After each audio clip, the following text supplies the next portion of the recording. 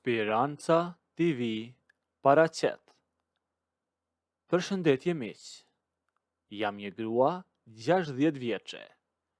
Kam kaluar mjaftueshëm në jetë dhe kam arritur në një moshë ku nuk e vras mendjen se çfarë thon njerëzit rreth rrotull.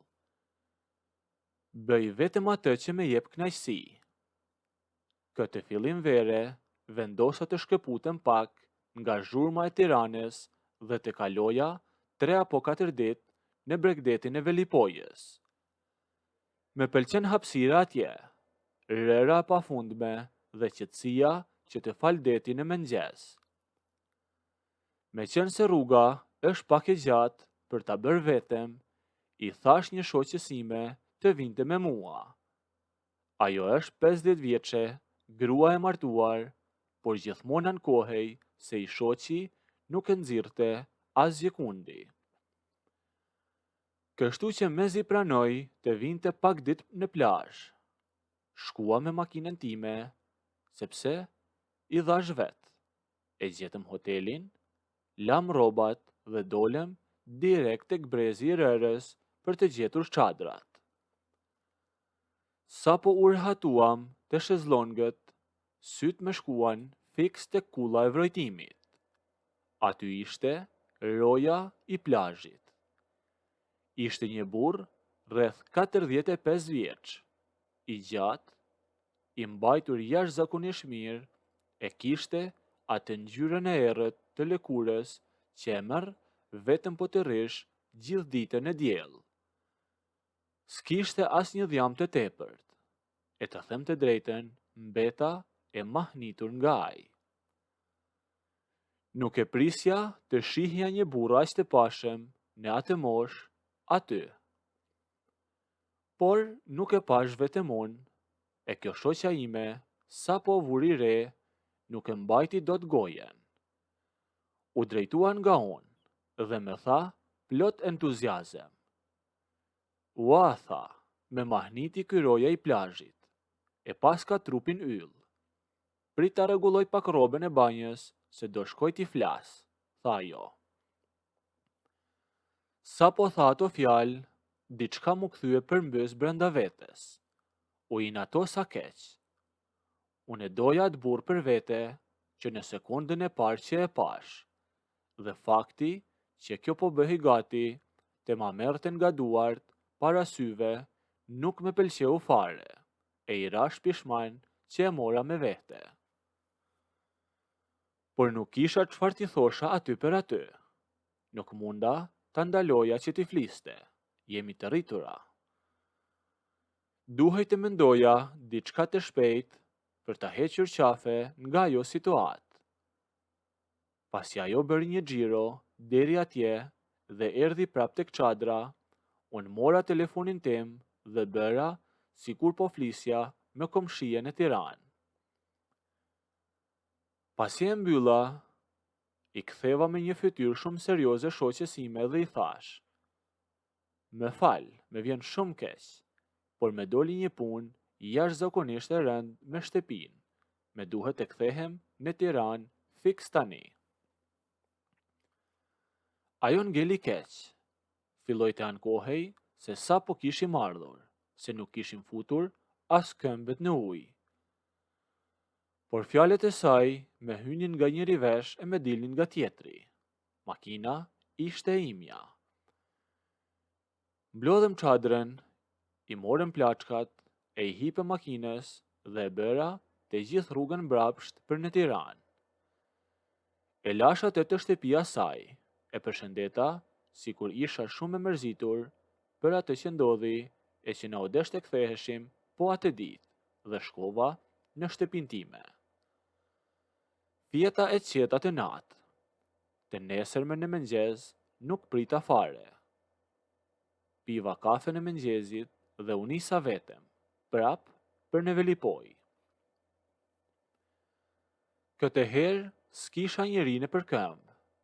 Gjeta fiks të njëjtën çadër që kishim pasur një ditë më parë, fiks për ballti. Bëra pak plazh sa për të kaluar orët e para.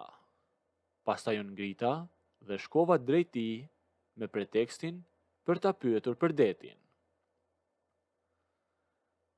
A ka shumë dallë sot? A ka rrym? A është e lejuar që të lahemi? E pyeta atë, sa po ju ofrova kullës. Ai po rregullonte disa litar me një komardare, e ktheu kokën dhe bosjeshi lehtë. E kuptova që e kishte mbajtur mend fytyrën time që dje. I ke syt në ballë, më thaj. Shikoje, deti është shumë i qetë. Por mendoja se kishit ikur. Dje u zhduket shpejt. Po shoqen, tha, ku e le? E kisha përgjigjen gati. Nuk u mundova fare. E i thash thjesht. Ajo u kthye në shtëpi. Është e martuar dhe i shoqi e lejoi vetëm një ditë të vinte pa te. I tregova që ai mos ta mbante mendjen më tek ajo. Ai vazhdoi të rregullonte litarin, pa ngritur kokën shumë të më shihte, por u duk që bëri një lloj lidhjeje në mendjen e tij. Po ti, me pyeti. Unë nuk jam e martuar, i thash shprehur. Nuk kisha pse ta zgjasja me shpjegime të panevojshme. Kur ai dëgjoi këtë, u drejtua, me pa dhe më tha me qetë. E po mirë, unë tani jam në orar të punës dhe me duhet të jem i vëmendshëm këtu tek uji. Por nëse do, eja pas dite në orën 6. E kam një kabinë dërrase prapa detit aty tek pishat fiks sa po mbaron rera. Rrim e bëjmë ndonjë muhabet kur të mbyll turnin, më thaj. I thash patjetër, e u ktheva te shezlongu im. Orët deri në 6 mu duken të gjata. Pasditja në velipoj, filloi që të boshatisej shpejt. Rëra nuk zhurmon më nga kalamajt e as nga njerëzit, dhe mbetet vetëm ai zëri i valeve në det që më jepte një qetësi shumë të bukur. Rreth orës 6:10 e mora çanten dhe u nisa drejt bregut të pishave. Zona aty mbrapa ishte krejt e veçuar nga plazhi. Kabina atij ishte një ndërtesë thjesht prej druri, me 2 shkallë të vogla përpara dhe e mbuluar nga hija e pishave të larta. Ai po qëndronte ulur aty jashtë dhe i ndërruar me një bluzë tjetër dhe nuk e kishte me uniformën e rojës. E kur pa që dola nga shtegu i pishave, me bëri vend që të ulesha, ngjitur me të tek shkallët. Për disa minuta, folën për gjëra koti, për punën e tij të lodhshme në verë, për Tiranën dhe për rrugën, por në një vend aq të qetë, me 2 njerëz të rritur që e din shumë mirë se pse e kanë lënë takimin pas pishave, muhabeti është thjesht një justifikim. Unë doja t'i tregoja që nuk isha bërë gjithë atë lëvizje për ta dëgjuar ankesat e tija të punës, dhe e ndërpreva biseden për detin dhe e pyeta drejt për drejt. A bën dot rrugën Tiranë-Velipoj 2 herë brenda 24 orëve vetëm për një muhabet, i thash atij. Dërsa ai u kthye dhe më tha, domethënë, nuk theve rregullat e rrugës vetëm për t'u ankuar për dallgët e mia, më tha ai.